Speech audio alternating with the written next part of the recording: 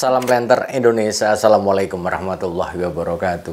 Di sore hari yang berbahagia ini, sebelum pulang ke rumah, izinkan The Brondol menjawab pertanyaan dari sahabat The Brondol yang curhatannya adalah seperti ini. Saya beli bibit bersertifikat, kecambah bersertifikat Pak Pendi.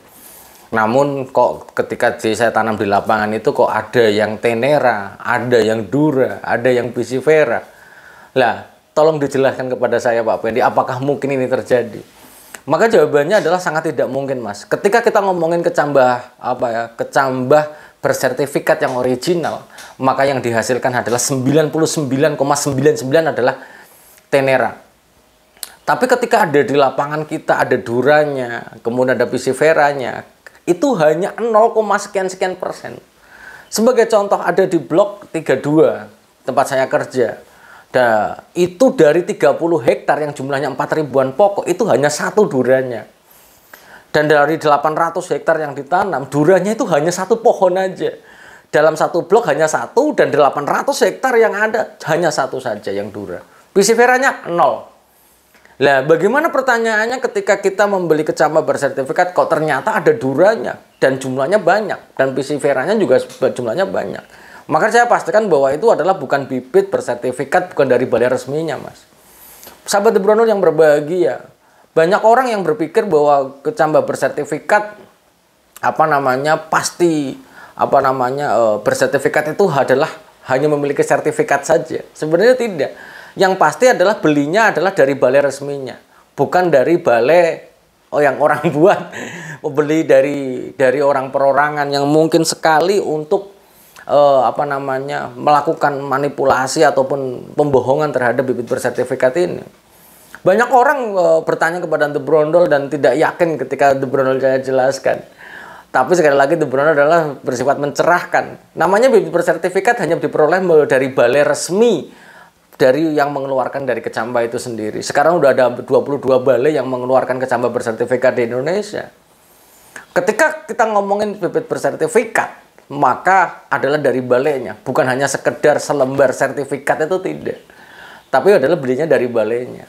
Ketika kita tanam di lapangan, kenyataannya harusnya tetap 99,99% adalah tetap tenera, karena persilangan dari dura, indukan jantan dura, dan betinanya adalah pisifera, yang nanti harusnya ketika penyerbukan yang terjadi dengan metode tertentu yang hasil setelah diserbuki, bunga jantan diserbuki untuk bisa menghasilkan brondol yang nanti kita tanam, ini adalah tetap ada yang namanya disungkup yang tidak boleh banyak persilangan lainnya. Sehingga ketika ngomongin bibit bersertifikat ada dura dan pisiferanya, maka ya jelas mungkin, sekali lagi, kalau jumlahnya duranya banyak dan pisiferanya banyak, sangat tidak mungkin terjadi untuk di balai resminya.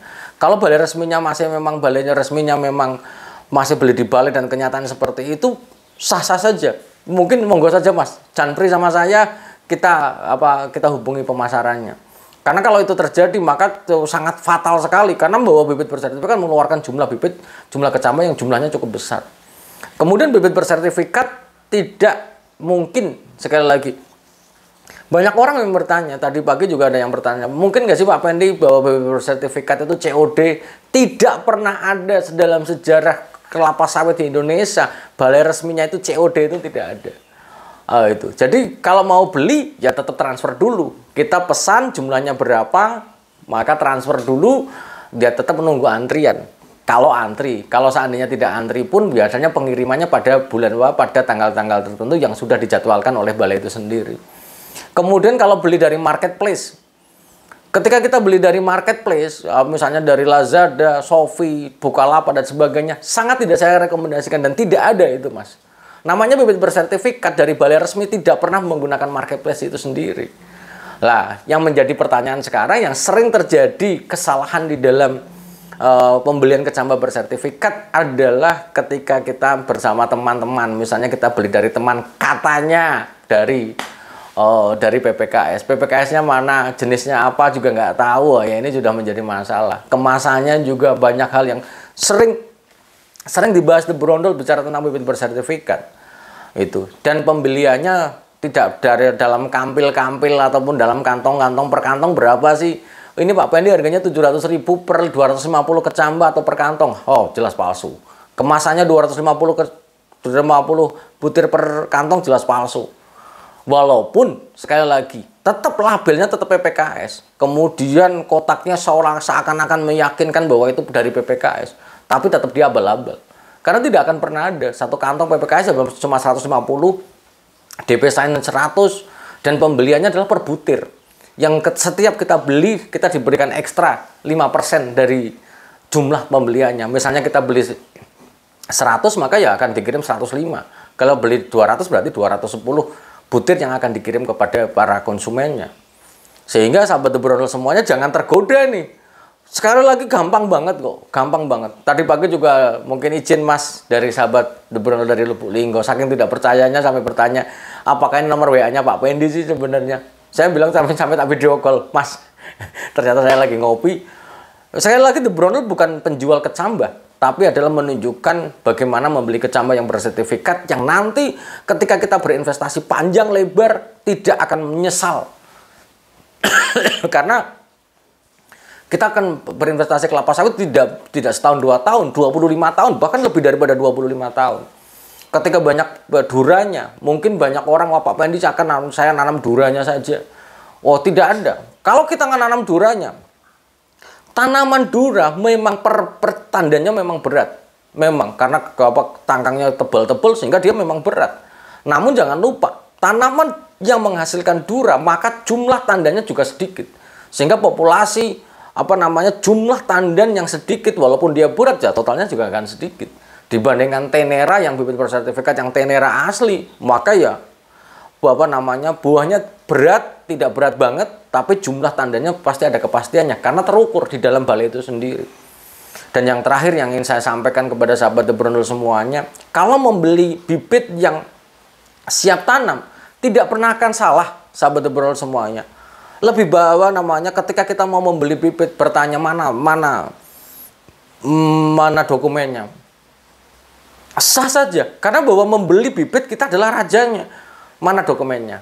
Cocokkan kepada kita. Ketika tanamannya usianya 9 bulan, ya fisiknya harus 9 bulan. Sehingga sahabat The Brondol semuanya yang mau membeli bibit siap tanam, maka harus memahami seperti apa sih ketinggian dari bibit siap tanam itu sendiri. Dan yang terakhir, ini menjawab dari sahabat The Brondol yang bertanya via WhatsApp kalau nggak salah. Pak Pendi, apakah Piscifera, apakah tenera yang terbaik di perusahaan itu kalau kita ambil brondolannya akan menjadikan bibit yang ada di perusahaan kentosannya ini tenera dengan kualitas terbaik di perusahaan, kalau dia jatuh brondolannya apakah kita tanam akan menjadi seperti induknya? Tidak akan pernah seperti induknya. Kenapa? Karena kalau namanya kentosan ataupun brondolan yang dihasilkan dari perkawinan antara tanaman satu dengan tanaman yang lain adalah tenera, kawin sama tenera. Secara hukum Mendel itu adalah 25% akan menghasilkan dura, 25% Piscifera, dan 50% tenera seperti induknya. Sehingga ketika menjadi bibit siap tanam, menjadi bibit bibit yang kita cabut dengan ukuran cukup besar, apakah dia seperti induknya? Jawabannya tidak akan seperti induknya. Peluangnya hanya 50% saja. Sehingga apakah kita berinvestasi kelapa sawit yang waktunya 25 tahun kita hanya mengandalkan bibit cabutan seperti ini saja, kerugian akan besar. Karena bahwa ketika kita ngomongin dura, Pak Pendi saya menanam kelapa sawit jumlahnya banyak di lapangan semuanya dura. Oh, tapi alhamdulillah Pak Pendi dura. Oh, jangan salah. Kembali lagi yang saya tadi terangkan, jumlah tandan buah segar yang namanya dura itu jumlahnya tidak akan wow. Jumlahnya mungkin tidak akan sampai 20 sampai 22 tandan per tahunnya, itu tidak akan. Di usia 5 tahunan itu tidak akan. Itu. Sehingga inilah dengan kasus yang seperti ini ingin saya sampaikan, mari kita bercocok tanam kelapa sawit, berinvestasi kelapa sawit itu dalam bentuk bibit bersertifikat atau bibit unggul.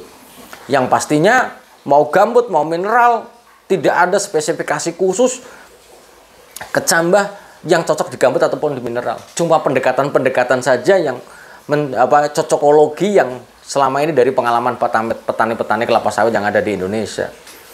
Maka izinkan sekali lagi sahabat The Brondol, Jangan pernah tergoda membeli bibit bersertifikat yang katanya bersertifikat, yang hanya mengandalkan sertifikat abal-abal itu. Maka tidak akan pernah salah untuk share kepada The Brondol dengan waktu yang terbatas miliknya The Brondol di malam hari. Silahkan saja, walaupun sekali lagi jumlah WA yang belum terjawab juga banyak sekali, tapi The Brondol tidak akan pernah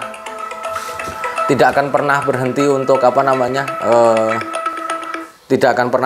untuk menghijaukan dunia tanpa syarat dan membantu para petani kelapa sawit Indonesia semuanya.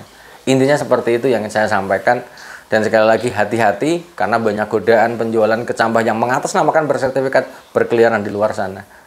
Dan semoga Allah memberikan kesehatan dan kebahagiaan tanpa syarat bagi kita semuanya. Dan terima kasih. Salam planter Indonesia. Assalamualaikum warahmatullahi wabarakatuh.